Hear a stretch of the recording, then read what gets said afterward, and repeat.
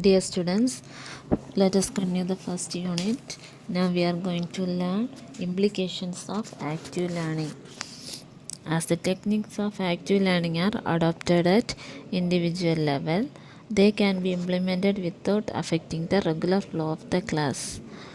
Several such active learning exercises are briefly explained here under. First one, technique of 1 minute paper. This technique enables the teacher to understand how far the students have understood the classroom teaching and test their learning standards. After the end of the classroom teaching, every student is asked to take out a blank sheet of paper.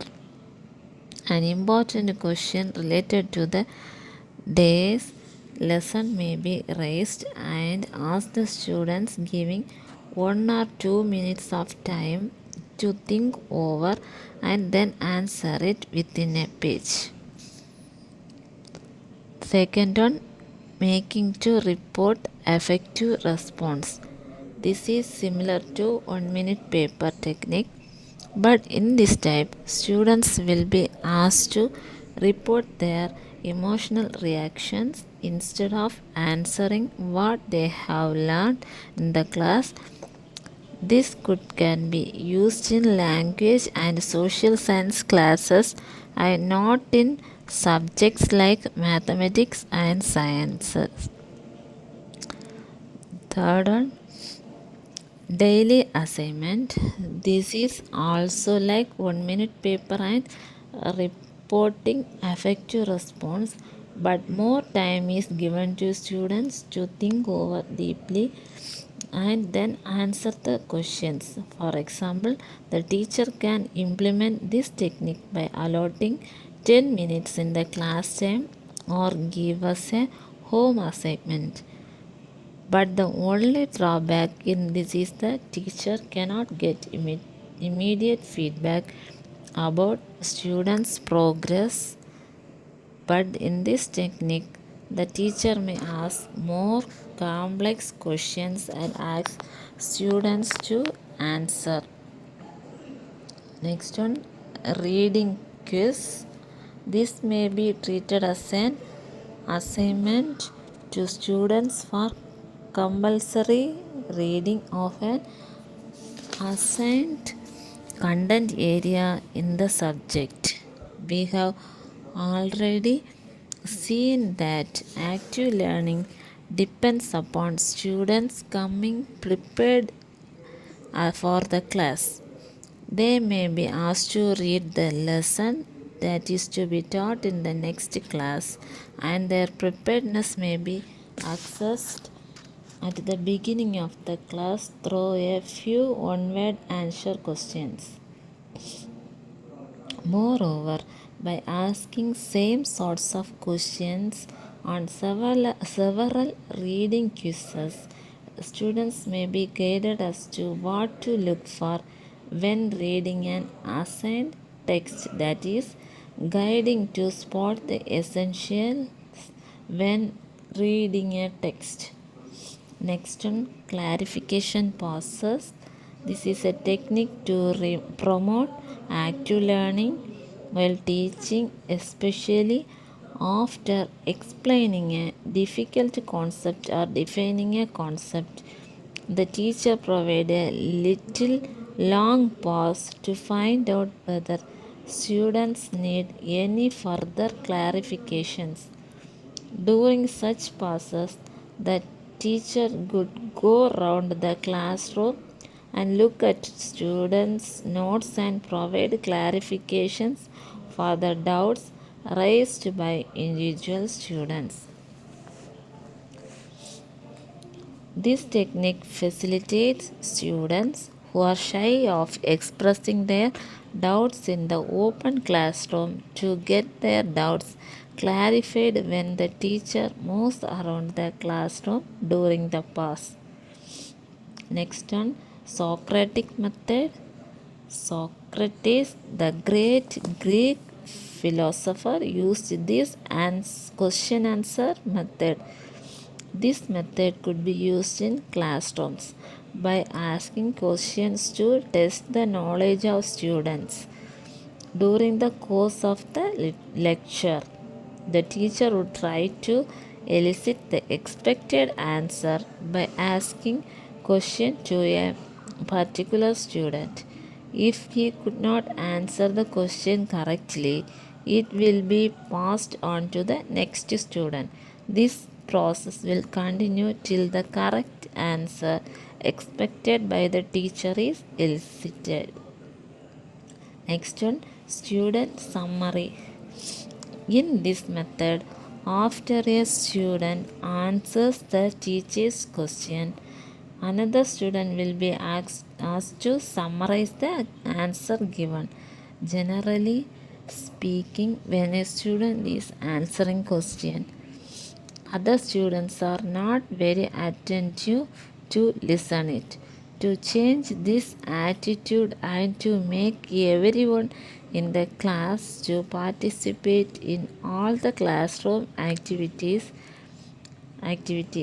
this method is more useful.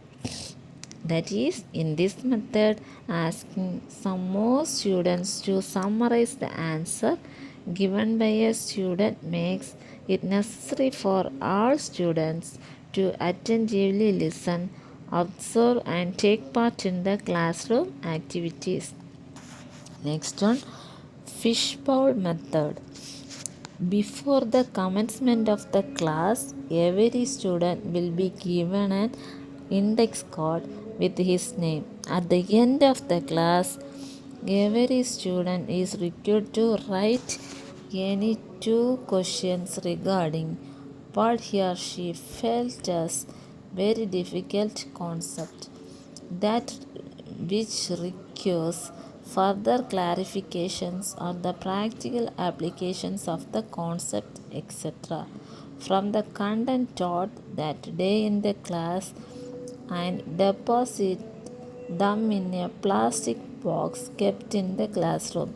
At the end, the teacher will collect and list them properly.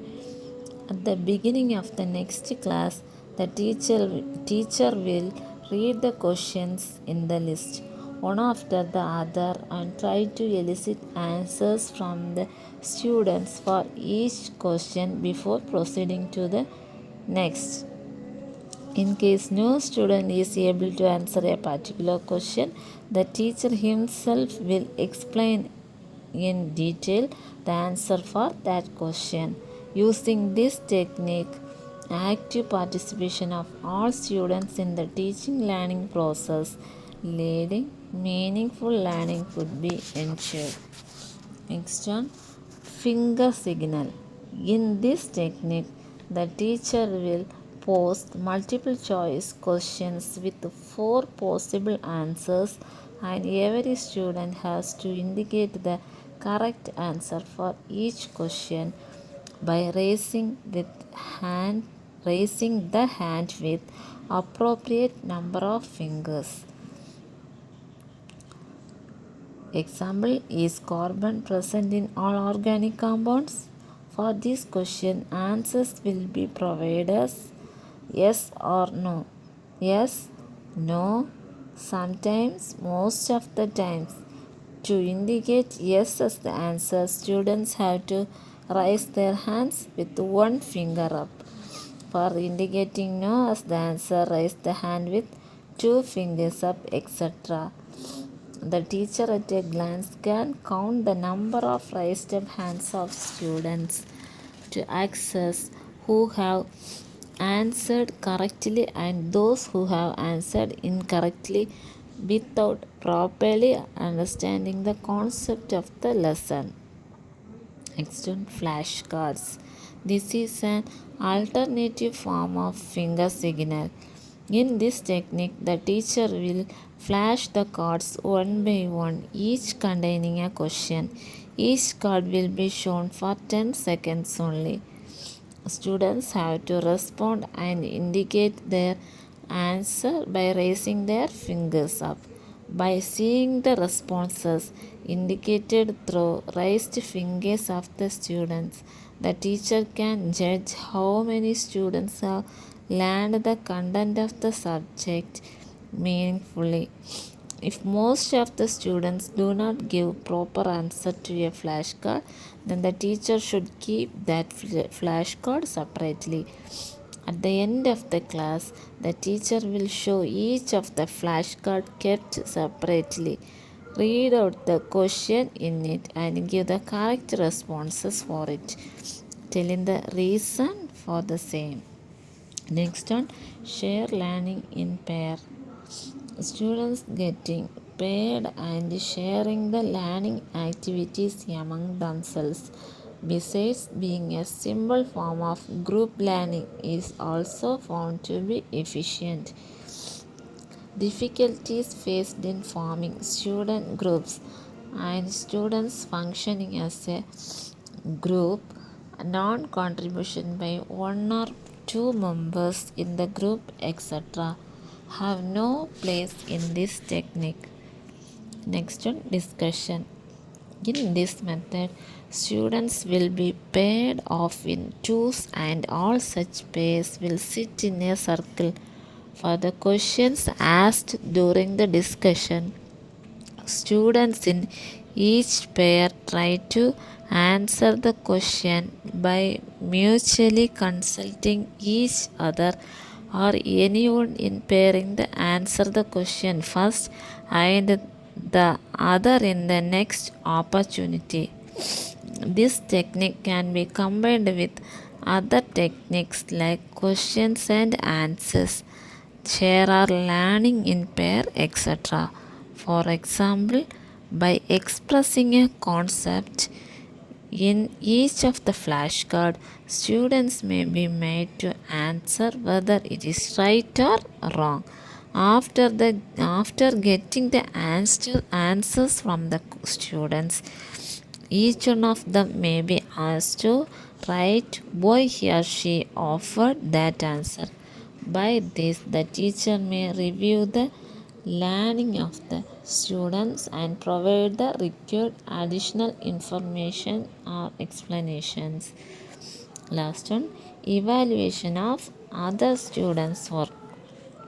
In this method, students in a class may be divided into a large number of pairs, and this arrangement will last for the whole of a semester.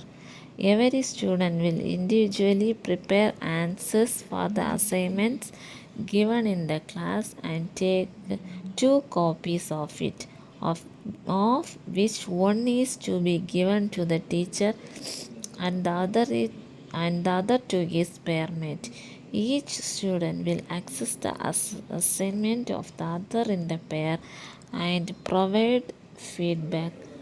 By this, each student gets the opportunity to analyze the assignment from different angles, which helps to expand his knowledge.